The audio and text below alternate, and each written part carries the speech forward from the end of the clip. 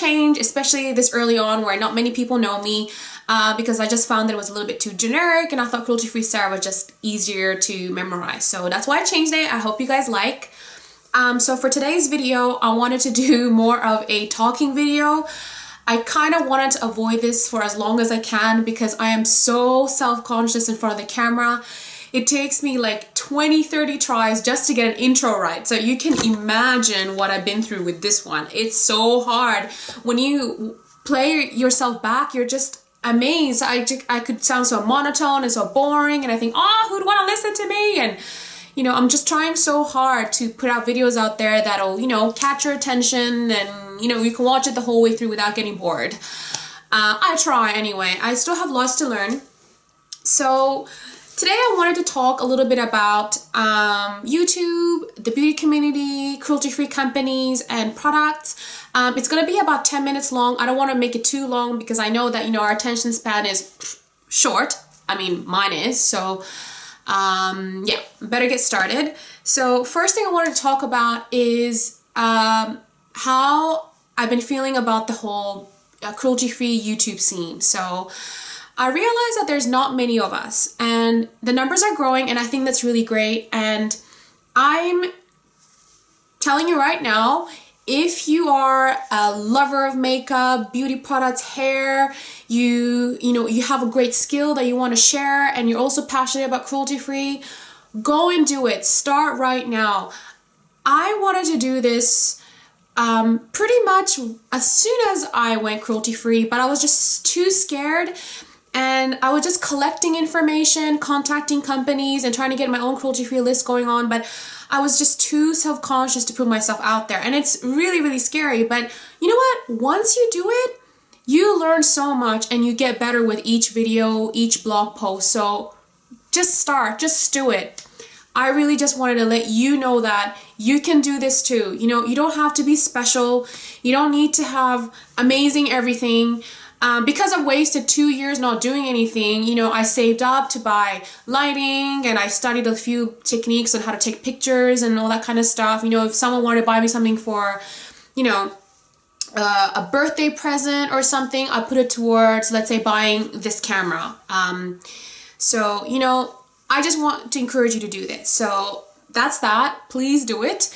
And then the second thing is, you know, difficulties contacting companies. I do a lot of research. As much as I am so grateful for all these amazing cruelty-free bloggers out there who share their cruelty-free lists with us. I know you can go on like PETA websites, Leaping Bunny, and get your lists from there. But I just think that it's so important to keep things current.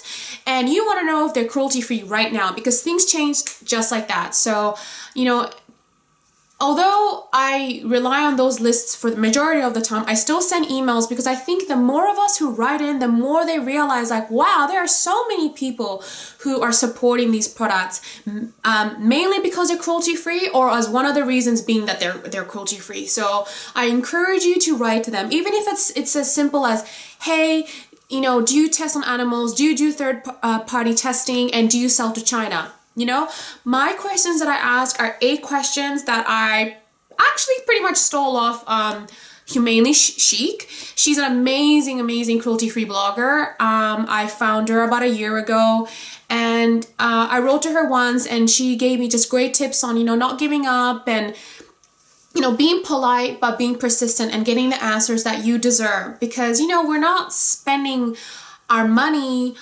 on just anybody who's just out there to make money. I don't really like, you know, companies and stores that are only out there to make money. I mean, we've all been there. We've all been to the restaurant that sold, let's say, Italian food and the food was really bad and put Italians to shame. You're going, what the hell are they doing being a restaurant? It's sort of like that, you know. There are companies who are out there just to make money and I'm just not interested in them, you know. And they're usually the ones that are coming up with all these different collections that sometimes we just don't need because, you know, there are some old favorites and everything. So that's that. I've been having a little bit of trouble with a few companies.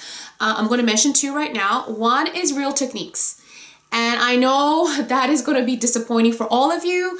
I usually find that when I am delivering bad news like that, like, hey, I don't think this company is cruelty free, most of you would get upset or, you know, maybe doubt me or whatever. And as usual, I would not say this without any proof, because I do email and correspond with people.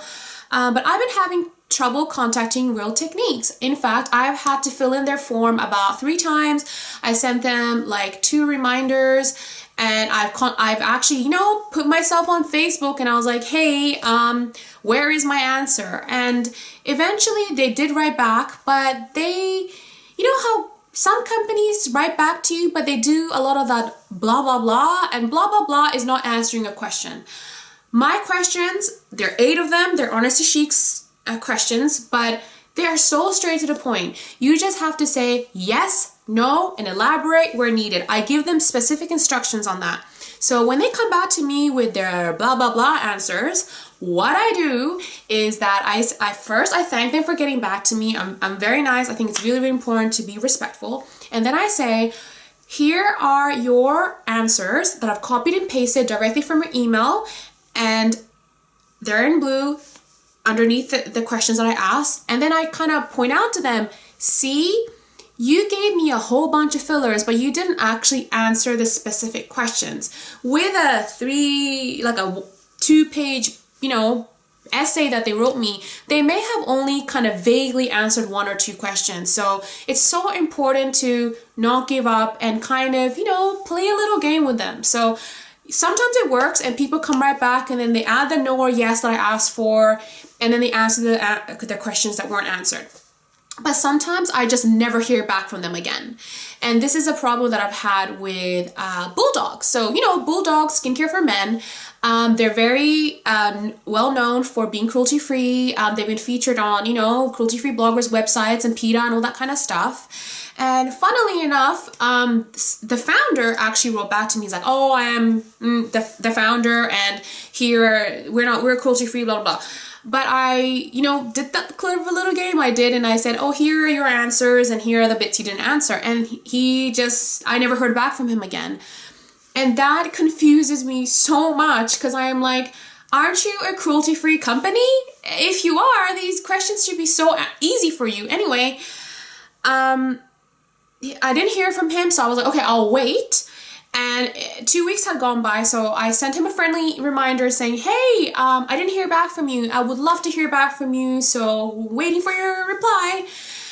And nothing yet. So this has happened quite a number of times. And currently I have a blog. It's crueltyfreesarah.wordpress.com, and I'm going to start posting my own cruelty-free list. So my own cruelty-free list, as in companies that I've contacted and heard back from. So I have some superstars like Lily Lolo and, you know, ColourPop and Elise Foss, and, you know, companies who've written back to me, and Inglot, who were like a huge surprise for me because I heard they're notorious to kind of, you know, to not hear back from, but they've been great. And then there were some disappointments like Real Techniques that everybody loves, you know, especially the cruelty-free girls and boys. So, you know, it's really frustrating, but I'm not gonna stop. I'm going to keep doing this because I, you know, can, and I should be doing this. So it just becomes way, you know, easier for someone like you who's watching, or someone who's just starting out. So those are my feelings. I think I'll stop here because, like I said, I don't want this video to be long, and I feel like I've been talking for like an hour. But yes, I hope that you guys didn't mind this video. I really, really, really do love talking back and forth with you. So if you have something to say or share, please comment down below. And if you like this video and actually do like chatty sort of videos, give it a thumbs up and let me know, because like I said, it's like a sort of a nightmarish thing for me to do this because it's just so weird hearing myself talk. But I'm gonna be brave and I'm gonna keep trying, because I'm hoping to start having like 2 videos a week instead of 1.